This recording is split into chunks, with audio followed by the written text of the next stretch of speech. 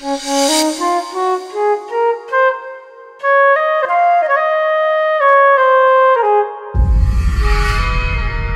আইছো? হ্যাঁ আমি আইছি। কি ব্যাপার তোমার এই অবস্থা কে? আর আমার বাড়ি ঘরের বা এই অবস্থা কি লেগিয়া? আমি তো বিদেশ থেকে প্রতি মাসে মাসে 40,000 টাকা করে মনির ভাইয়ের কাছে পাঠাইতাম তোমার দেওয়ার লাগিয়া। তুমি এসব কি কইতাছো? তুমি মনির ভাইয়ের কাছে 40,000 করে টাকা পাঠাইতা? আমি তো 40 টাকাও পাইতাম না। বাড়ি থেকে বের হইতা? হ্যাঁ বাইরে হইতাছি। আমি আজকে চেয়ারম্যানের কাছে যাবো, আপনার নামে নালিশ করবো, বিচার বহাইবো।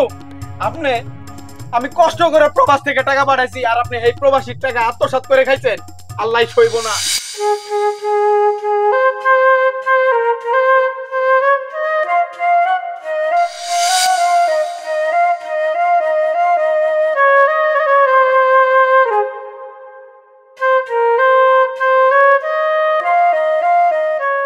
শোনো না, অনেকদিন হলো তো কক্সবাজারে যাই না। চলো না এই শীতের মধ্যে আমরা কক্সবাজারে যাই, ওখানে যে সমুদ্র সৈকতের হাওয়া খাবো। না কথাটা মন্দ বলো নাই, ঠিক আছে যাওয়া যাবে। আচ্ছা। আসসালামু আলাইকুম ভাইজান। ওয়ালাইকুম আসসালাম। ওয়ালাইকুম সালাম। কি ব্যাপার, তুই কোন মতলবে আসছস? তুই তো কোনো মতলব ছাড়াই বাড়িতে ঢুকস না।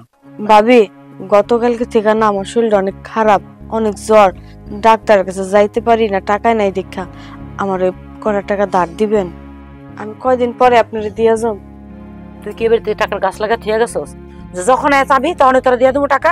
দেখছো তোমার ছোট ভাইয়ের কত বড় সাহস, টাকা চাইতে ইচ্ছে। ভাবি, আপনার দেওয়ার তো কিছু হইলেও টাকা পাঠায়, হেন থেকে কটা টাকা দেন। হাই হাই হাই হাই রে, দেখছো কত বড় সাহস মাইয়ার। এই তো জামাই যে কটা টাকা পাঠায়, এই 6 মাস 9 মাসে যে কটা টাকা পাঠায়, ওটা তো গরম পানি হয় না।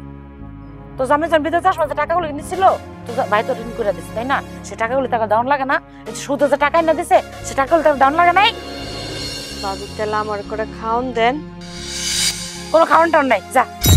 আপনার মতো মহিলার লগে কথা কয় না, আমি আমার মুখটা নষ্ট করতে চাই না। আমি ভাবছিলাম আপনি আমার বড় ভাবি, আপনার কাছে চাইলে আমি সাহায্য পাবো, সেটা তো করলেনই না, কটা খাওয়ানো দিলেন না। আপনি না মানুষ না। আল্লাহ এর বিচার একদিন না একদিন ঠিক করবো। আমি আর কোনোদিন আপনাকে বাড়ি আইতাম না, কোনোদিন না। আচ্ছা না কোনো, যা যা।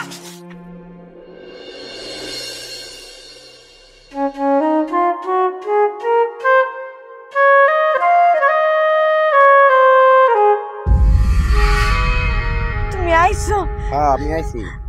কি ব্যাপার তোমার এই অবস্থা কে? আর আমার বাড়ি ঘরের বা এই অবস্থা কি লেগিয়া? আমি তো বিদেশ থেকে প্রতি মাসে মাসে 40,000 টাকা করে মনির ভাইয়ের কাছে পাঠাইতাম তোমার দেওয়ার লাগিয়া। তুমি এসব কি কইতাছো? তুমি মনির ভাইয়ের কাছে 40,000 করে টাকা পাঠাইতা? আমি তো 40 টাকাও পাইতাম না। তুমি জানো আমি না ঠিক মতো ভাত খেতে পারি নাই।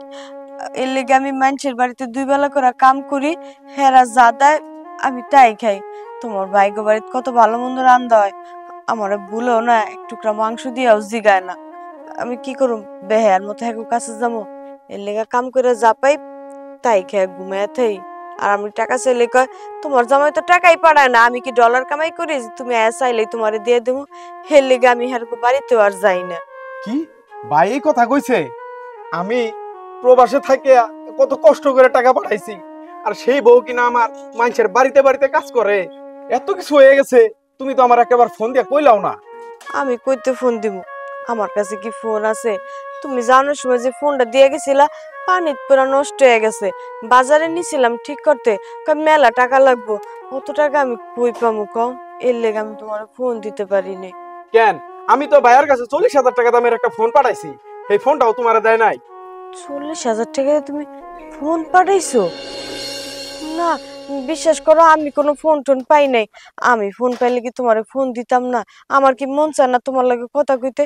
তুমি তো আমার স্বামী, তুমি ছাড়া আমি কার লগে ফোন দিয়ে কথা কইতাম কও? অন্য কারো কাছ থেকে হইলেও তো তুমি আমার একটা বার ফোন দিতে পারতা। আমি সুমিরে ফোন দিছিলাম, সুমিও তো আমার কিছু কইলো না। দেখো, তুমি বিদেশ থাকো, যদি চিন্তা ভাবনা কইরা তোমার একটা কিছু হয়ে যায় তখন আমার কি হইব? আমি তোমার মেলা ভালোবাসি, তোমার আমি হারাইতে চাই না। এই হারানোর ভয়ে আমি তোমার কিছু কই নাই। তুমি ওখানে ভালো থাকো, আমি এখানে মানুষের বাড়ি কাম কইরা খাই পরে তো ভালো আছি। এর লিগে আমি তোমার কোনোদিনও কিছু কইতাম না। আচ্ছা, তুমি মেলা দূর থেকে আইছো, তুমি হাত মুখ দো, আমার ঘরে দুগা ভাত আছে, আমি তোমার খাইতে দিই, চলো। ভাইয়ের সাথে আমার হিসাব আছে, এই হিসাব শেষ কইরা ওরা আমি ঘরে যাবো। দাঁড়াও, তুমি যাও না, তোমার আল্লাহর দয়া লাগে, তুমি তোমার বড় বেলা কোনো গ্যাঞ্জাম করো না, দেহ মাথা গরম করো না, চিল্লা পাল্লা করো না, তুমি ঘরে লও। কি এর গরম? আগে বড় ভাইয়ের লগে আমার বোঝা বড় আছে। আমি প্রতি মাসে এত পরিশ্রম এত কষ্ট কইরা 40,000 করে টাকা পাঠাইছি যাতে আমার বউ গ্রামে সুখে থাকতে পারে, শান্তিতে থাকতে পারে। আর সেই ভাই তোমারে রাখছে আমার এই ভাঙ্গা ঘরে। আজকে আমি ভাইয়ের একটা শেষ বেশ দেখে রাখো। তুমি যাও না, আল্লাহর দয়া লাগে তুমি যাও তুমি না। ছাড়ো, আজকে ভাইয়ের সাথে আমার একটা হিসাব আছে। হুনো যাও না, আমি কইতাছি যাও না। ভাইজান, ভাইজান, আমি তোমার না করলাম যে এই বাড়িতে আউন লাগবো না, তুমি আমার লগে বাড়িতে লও। থামো তো তুমি, আগে ভাইজানের লগে হিসাবটা শেষ করে নেই। ভাইজান, কি রে, তুই দেশে আসলি কবে?